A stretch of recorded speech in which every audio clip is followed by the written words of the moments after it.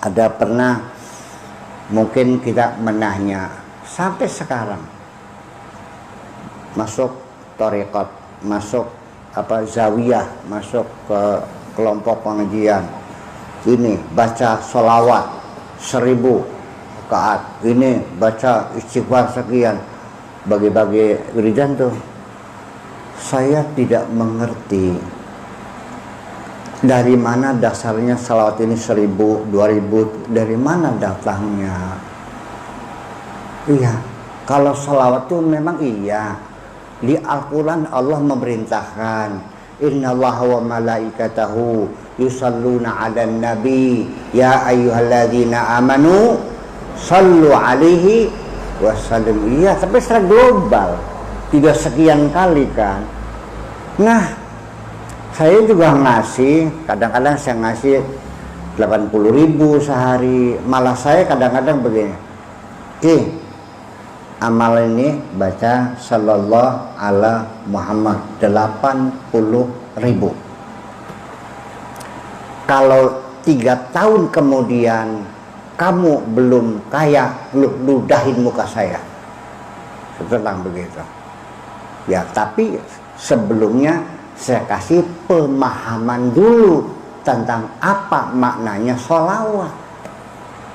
Nah, ini yang kadang-kadang orang malas menerangkannya. Sok, saya mau nanya, setiap hari kita baca sholawat Allahumma sholli ala sayyidina, maksudnya apa sholawat? Yembuh, ya kan?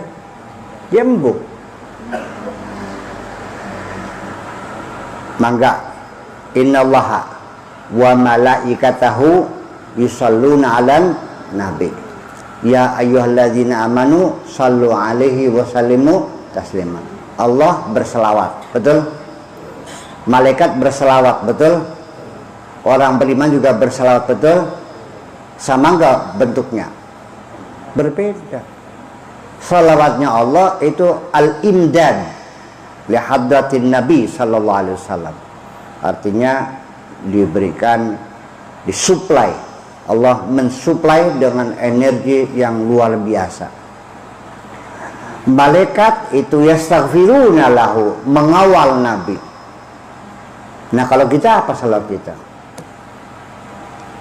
Ini menjadi persoalan. Jadi begini,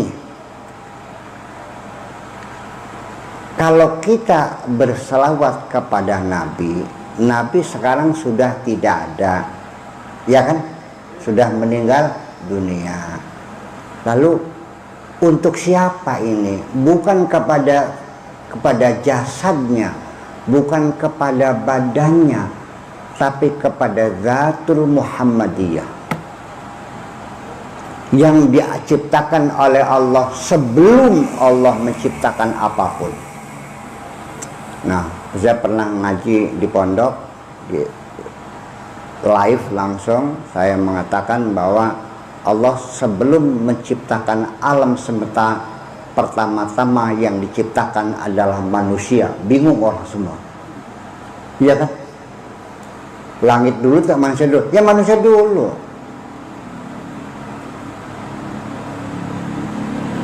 Matahari sama bumi mana dulu? Ya matahari dulu, ya kan begitu. Matahari dengan galaksi The Milky Way, ya galaksi dulu, dan seterusnya. Sebelum galaksi The Milky Way, ya galaksi Centauri dulu, dan seterusnya. Ada 10 galaksi yang sudah teramati itu. Nah, orang kan bingung, karena selama ini kan dikiranya makhluk yang pertama itu Nabi Adam, ya, dimasukkan surga, berarti kan surga sudah ada. Mari kita dengar. Bismillahirrahmanirrahim. Ini kata Allah kepada kanjeng Nabi, laulaka ya Muhammad ma khalaqtul, ingat enggak? Ma khalaqtul aflak. Itu tidak paham. Apa maknanya? Kalau bukan karena engkau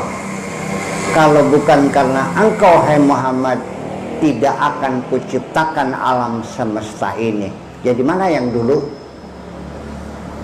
Alam semesta Nabi Muhammad dulu? Lah iya dong.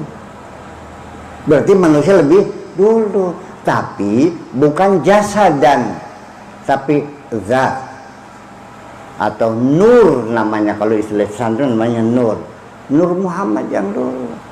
Dan itu sebagai satu motivasi, sebagai satu penyebab adanya alam semesta ini. Nah, itulah yang diciptakan oleh Allah, dan itulah semuanya yang menjadi alasan sampai sekarang kita dipertahankan oleh Allah.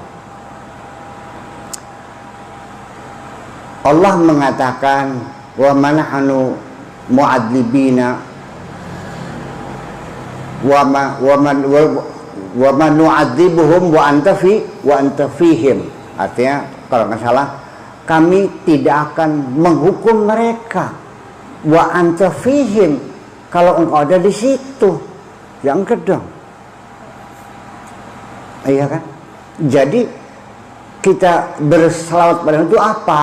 Artinya kita berkomunikasi, kontak, bersambung dengan Kanjeng Nabi.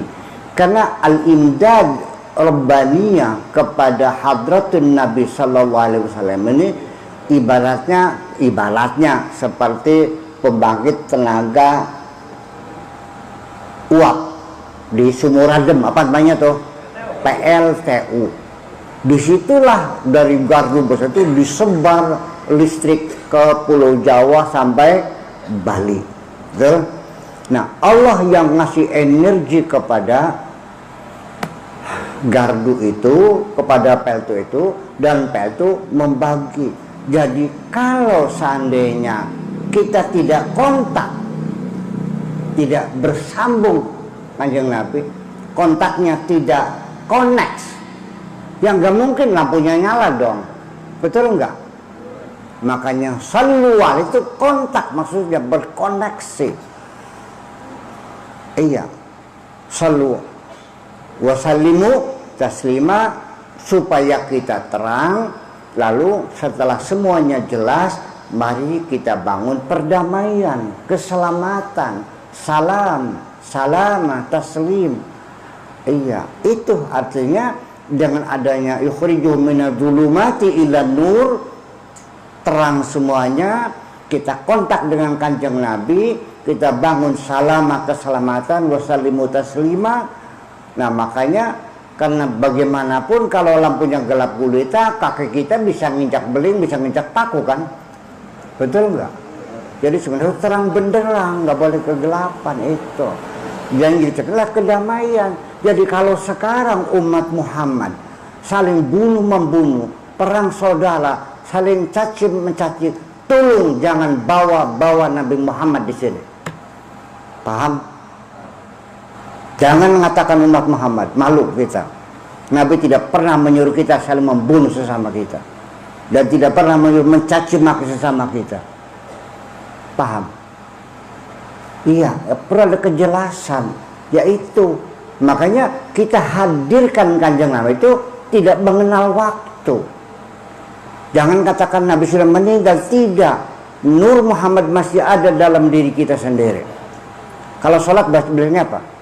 At-tahiyatul mubarakatus salawatut tayyibatu, terus assalamu alaika ayyuhan nabiyyu, terus wabarakatuhu, assalamu alaina wa ala ibadillahi, assalamu alaika ayyuhan nabiyyu. Assalamu alaika mukhatab di depan kita. Kalau nggak ada assalamu alaihi, kalau di hadapan assalamu alaika, berarti ada di mana Kanjeng Nabinya? Ada di hadapan kita. Ayyuhan nabiyyu, tidak dikatakan ya ayyuhan nabiyyu. Kalau ya ayyuha itu jauh, nabinya sana di Madinah di kuburannya. Tapi kalau ayyuha itu dekat. Ayyuhar rajul dekat. Tapi kalau ya ayyuhar rajul jauh. Makanya assalamu alaika ayyuhan nabiyyu. Kita kasihkan salam kepada beliau, doa selamat. Gimana lagi? Selama ini salawat maknanya paham lagi sampai ini salawat ki. Mbubay ya? Ya itu persoalannya. Us beli paham ditakon-takon ini. Jadi kalau kita tidak mau bertanya, itu namanya mengabadikan kebodohan kita. Kalau kita malu bertanya, takut ketangguhan goblok, itu namanya menyembunyikan kebodohan kita. Nanya dong kalau nggak paham, itu apa salawat tuh? Ya Allah ya Rabbi.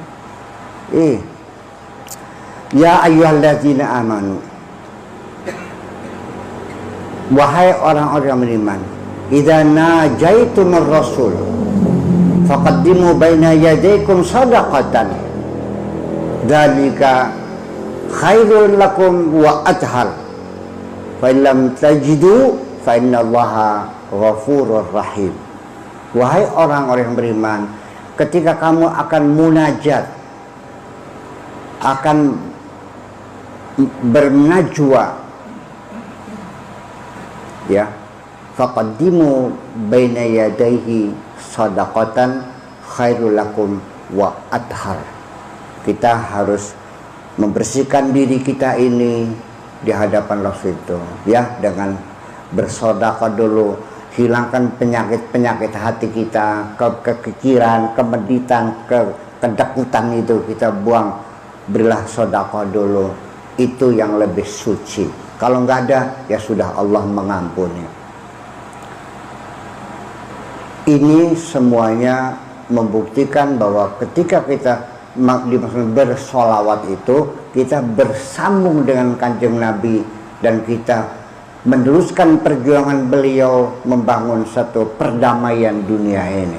Karena Kanjeng Nabi itu bukan untuk kita saja, tapi untuk seluruh umat manusia, baik yang percaya maupun tidak percaya, bahwa Nabi diutus untuk seluruh umat manusia dan semuanya ikut merasakannya. Wa ma arsalnaka illa rahmatan lil alamin. Allah mengutus engkau ada untuk bawa rahmat kepada alam semesta itu. Nah, bapak-bapak dan ibu-ibu sekalian, itu semuanya makna sholawat itu seperti itulah kira-kira, bukan sekedar sallallahu ala Muhammad sallallahu Muhammad, tapi itu artinya bahwa kita meneruskan, bersambung, dan terus berkomunikasi. Sholawat itu berkomunikasi sehari 5 kali, artinya kita disuruh melapor kepada Allah sehari 5 kali. Sehari 5 kali lapor. Tugas ini selesai semuanya, balik jalan, gerak, selesai lagi. Iya, lapor lagi dari mulai bangun tidur sampai akan tidur. Makanya kalau ingin selamat, tolong jaga hotline. Ngerti hotline? Iya, harus terus dalam keadaan tegang, nyambung terus. Kapan saja halo, ya. Jangan lupa selalu putar telepon ini 44342. Berapa nomornya?